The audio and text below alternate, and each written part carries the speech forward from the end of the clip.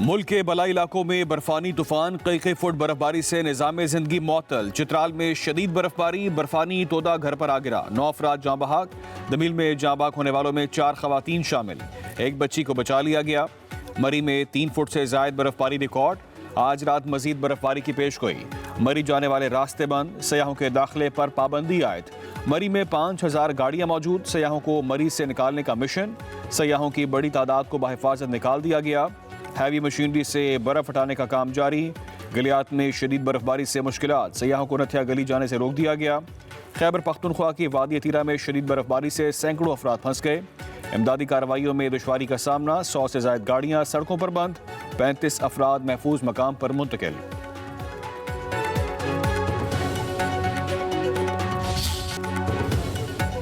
برفباری سے متاثرہ علاقوں میں پاک فوج عوام کے ریلیف کے لیے پیش منفی درجہ حرارت اور بند راستے۔ پاک فوج ہر مشکل میں عوام کے ساتھ، یوب سے گلگت تک سخت موسم میں منظم ریلیف آپریشن۔ مری، کشمیر اور گلگت بلتستان میں ریسکیو اینڈ ریلیف آپریشن جاری۔ فوری جوان برف میں دھنسی گاڑیوں سے بزرگوں، خواتین اور بچوں کو نکال کر محفوظ مقامات تک منتقل کر رہے ہیں۔ خوراک، طبی امداد اور کمبل کی بھی فراہمی۔ سوات میں شدید برفباری میں پاک فوج ہمہ وقت امدادی کارروائیوں میں مصروف۔ سڑکیں بند ہونے سے بیسور سیاحوں اور مقامی افراد کی محفوظ مقامات پر منتقل۔ برف سے ڈھکی سڑکیں صاف کر کے ٹریفک بھی بحال کر دی۔ بلوچستان کے علاقے یوب میں برف میں پھنسی گاڑیوں کو نکالنے کا عمل جاری۔ پاک فوج کے جوانوں کی فوری سرگرمیوں سے چھوٹی گاڑیوں کے لیے راستہ کھل گیا۔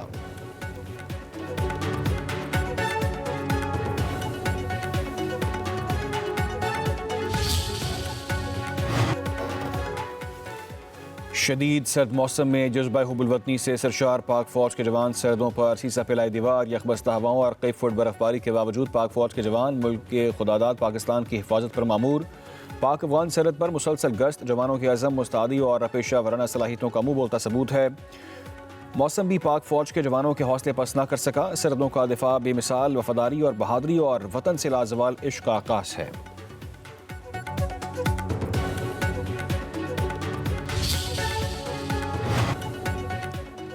آسمان سے گرتے گالوں سے پہاڑوں کے دلکش نظارے۔ آزاد کشمیر کے راولہ کوٹ، پونچھ میں 20 سالہ ریکارڈ ٹوٹ گیا۔ مظفر آباد میں شدید برفباری، رابطہ سڑکیں بند۔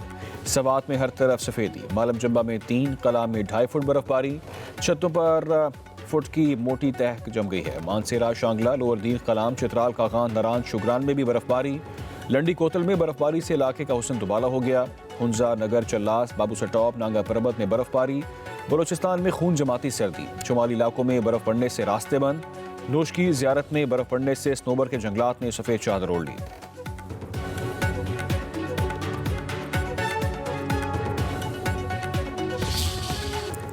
گل پلازہ سے 67 لاشیں مل چکیں، 20 کی شناخت، 77 افراد لاپتہ۔ لواحقین ہر لمحہ اپنے پیاروں کی خبر کے منتظر۔ ڈاکٹر سمیہ طارق کے مطابق لاشیں جل جانے سے ڈی این اے کا عمل پیچیدہ ہے۔ ادھر گل پلازہ کے ملبے سے لاپتہ افراد کی تلاش جاری ہے۔ ڈی جی ریسکیو کے مطابق عمارت کے 10 سے 15% حصہ ایسا ہے جہاں نہیں پہنچ سکے۔ گراؤنڈ فلور پر بھی لاشیں موجود ہو سکتی ہیں۔ کمشنر صاحب جاوید نبی بخش کے مطابق سرچ آپریشن آج مکمل ہو جائے گا۔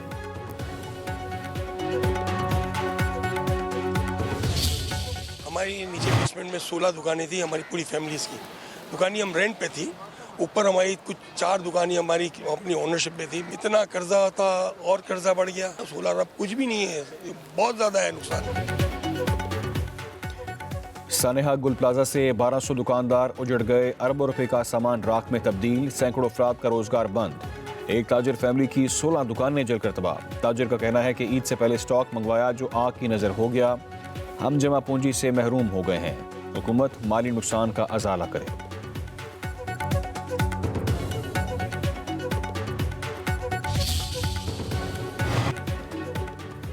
سندھ حکومت کا گل پلازہ کی اثر نو تعمیر کا فیصلہ، متاثرہ دکانداروں کو 2 ماہ میں عارضی کاروبار کے لیے جگہ فراہم کی جائے گی، جتنی دکانیں نقشے میں ہیں اتنی دکانیں بنا کر دیں گے۔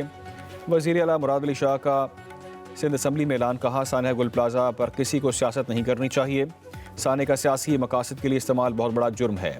کراچی کو وفاق کے حوالے کرنے کی باتیں کی گئیں، پتہ نہیں کہاں سے سانحہ کو 18ویں ترمیم سے جوڑ دیا گیا۔ بولے کہ 1991 میں اس وقت میئر نے بلڈنگ کی منظوری دی، 2003 میں میئر نے دکانوں میں اضافے کی منظوری دی، مجھے کہنا پڑ رہا ہے کہ چور کی داڑھی میں تنکا ہے۔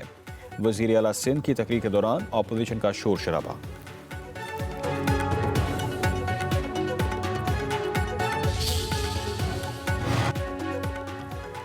سانحہ گل پلازا پر تعزیتی قرارداد مشترکہ اجلاس میں متفقہ طور پر منظور۔ ایم کیو ایم کے فاروق ستار کی طرف سے پیش کی گئی قرارداد میں سندھ حکومت کو مستقبل میں ایسے سانحات روکنے کے لیے پیش کی اقدامات کرنے کی سفارش۔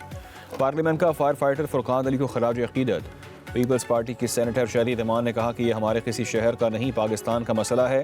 اس معاملے کو سیاست یا لسانیت کا مسئلہ نہ بنایا جائے۔ ہم نے اس ملک کے لیے قربانیاں دیں، آپ اس وقت کہاں تھے؟ لاشوں پر سیاست نہ کریں۔ وفاقی حکومت متاثرین کے لیے امداد فراہم کرے۔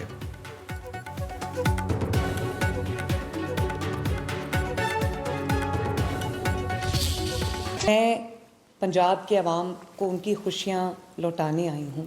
پہلی بار government sponsored, government organised Basant ہم کرنے جا رہے ہیں 6، 7 اور 8 فروری کو انشاءاللہ۔ بہت اچھا ہم نے سیفٹی پلان بنایا ہے۔ ایک جو ہے وہ ہائی رسک زون ہے، ایک میڈیم رسک زون ہے، ایک لو رسک زون ہے۔ رولز اینڈ ریگولیشنز بہت سخت کر دیے گئے ہیں۔ 1 million safety rods traffic police جو ہے وہ فری آف کاسٹ لگا کے دے رہی ہے۔ جو پرمیسیبل کائٹ فلائنگ مٹیریل ہے، اگر اس کی وائلیشن ہوئی تو اس کی سزا بہت سخت ہے۔ پنجاب کے عوام کو ان کی خوشیاں لوٹانے آئی ہوں۔ بسنت 800 سال پرانا فیسٹیول ہے، یہ پنجاب کا کلچر ہے۔ 6، 7 اور 8 فروری کو بسنت منائی جائے گی۔ وزیر اعلیٰ مریم نواز کا کہنا ہے کہ ماضی میں لوگوں کو تفریح سے محروم کر دیا گیا۔ پنجاب میں خوشیوں کی واپسی چاہتی ہوں۔ انتشاری ٹولے نے دنگا فساد کا جو ماحول بنا دیا تھا وہ ختم کر دیا ہے۔ بسنت کو محفوظ بنانے کے لیے تمام ادارے کام کر رہے ہیں۔ بسنت سے متعلق پلان انتہائی موزوں ہے۔ کہا کہ بسنت سے پہلے پتنگ بازی پر 621 مقدمات درج کیے گئے ہیں۔ بسنت کے دوران چرخی ڈور کی اجازت نہیں ہوگی۔ ڈور اور پتنگ کے سائز کی خلاف ورزی پر سخت قانونی کارروائی کریں گے۔ موٹر سائیکل سیفٹی راڈ کے بغیر چلانے پر 2000 روپے جرمانہ ہوگا۔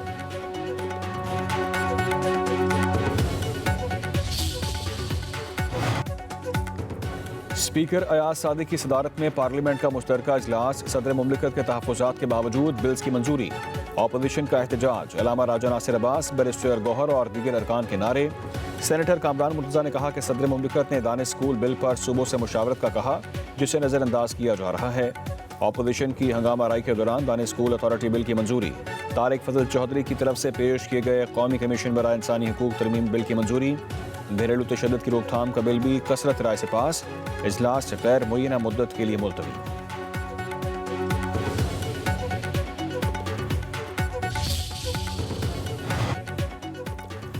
مولانا فضل الرحمان کا قبائلی قانون کی خلاف ورزی کرنے کا اعلان۔ مشترکہ اجلاس میں بولے کہ آئین و قانون کے خلاف کسی قانون کو نہیں مانیں گے، خود 15 سال کے لڑکوں کی شادیاں کراؤں گا۔ مولانا فضل الرحمان نے مزید کہا کہ ڈونلڈ ٹرمپ حماس کو دھمکیاں دے رہا ہے۔ افغانستان، عراق، لیبیا کی اینٹ سے اینٹ بجا دی۔ اسرائیل ایران پر حملہ کرنے کے بعد آفتان کی سرحد پر کھڑا ہوگا۔ اگر غزہ پیس بورڈ کے نکات میں تبدیلیاں ہوئیں تو آپ کیوں گئے؟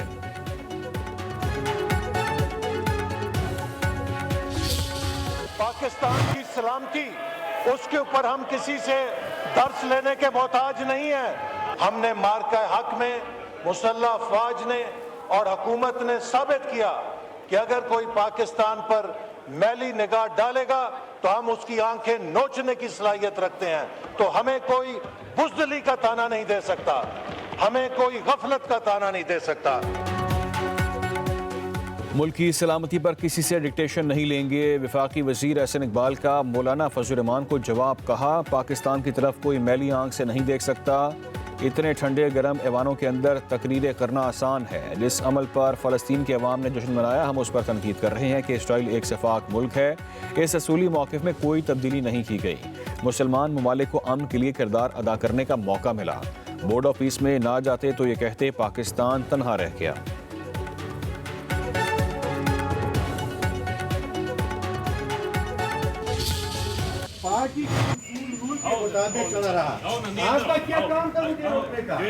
یہ اندر بات نہیں باہر ہوگی، اندر تو ہو چکی ہے۔ پارلیمنٹ میں تحریک انصاف کے ارکان اسمبلی کی لڑائی۔ ایم این اے اقبال آفریدی اور خرم شہزاد کا جھگڑا۔ آپ پارٹی نہیں چلا رہے، آپ ٹاؤٹ ہیں۔ اقبال آفریدی کا خرم ور کو تانا۔ اقبال آفریدی نے صلح کے لیے آنے والے چیئرمین بیرسٹر گوہر کو بھی کھری کھری سنانی۔ کہا سب غلطی آپ کی ہے، آپ نے غنڈے پال رکھے ہیں۔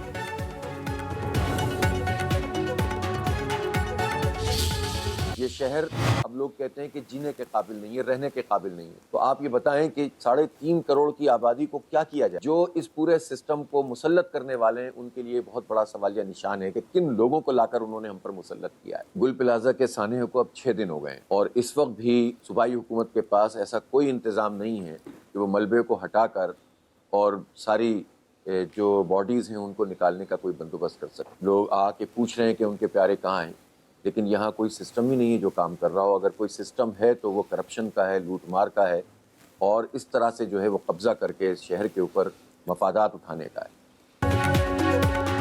کراچی کو وفاق کے حوالے کرنے سے کوئی تبدیلی نہیں آئے گی. امیر جماعت اسلامی حافظ نعیم الرحمان کا ویڈیو پیغام. کہا آج تک وفاق نے کراچی کے لیے کچھ نہیں کیا، کراچی والوں کو اپنے حق کے لیے خود نکلنا ہوگا. حافظ نعیم الرحمان نے 1 فروری کو شارع فیصل پر جینے دو مارچ کا اعلان کر دیا.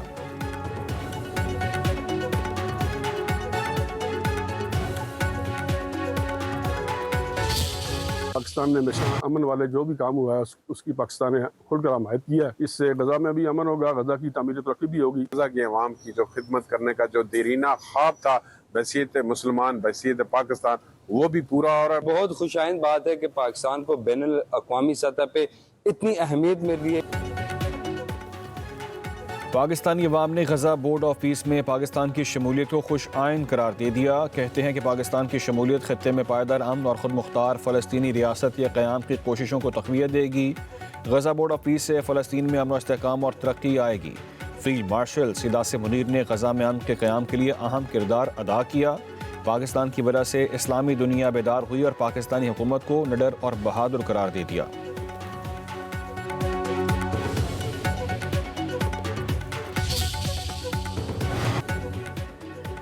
پی بی چیئرمین بلاول بھٹو زرداری سے ورلڈ بینک کے صدر کی ملاقات. پاکستان میں رہائش اور صفائی و نکاسی کے منصوبوں سے متعلق گفتگو. بلاول بھٹو زرداری نے سینتاس معاہدے کے حوالے سے عالمی اور جغرافیائی حالات کے تناظر میں پاکستان کے موقف کو پیش کیا.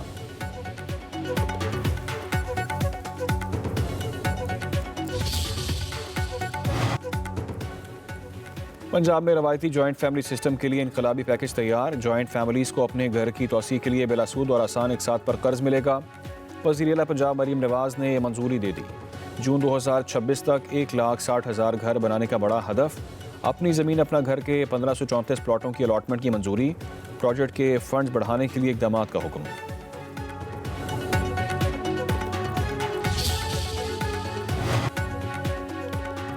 پی ٹی آئی والے دہشت گردوں کی سہولت کاری کرتے ہیں. خیبر پختونخوا حکومت کا کردار دشمنوں جیسا ہے. Opposition leader Khyber Pakhtunkhwa doctor عباد اللہ کی نیوز کانفرنس. بولے خیبر پختونخوا میں آپریشن صوبائی حکومت کی مرضی سے ہو رہا ہے.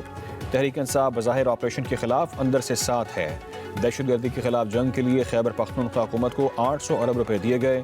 تحریک انصاف امن قائم نہیں کر سکتی تو حکومت چھوڑ دے.